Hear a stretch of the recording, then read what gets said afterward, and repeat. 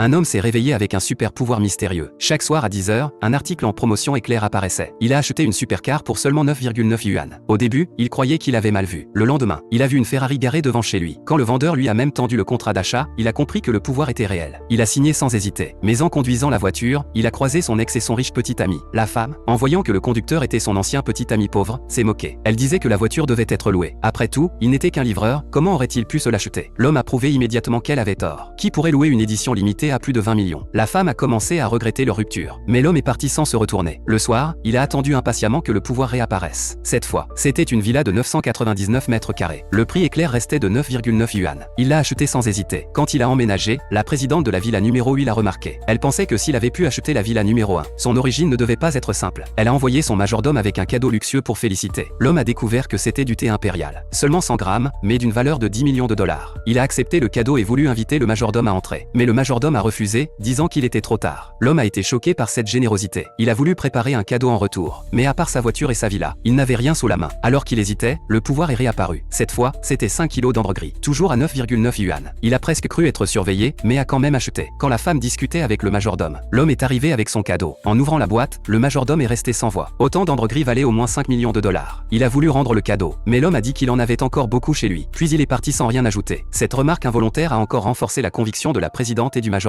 La femme l'a même considéré comme son premier choix de futur compagnon.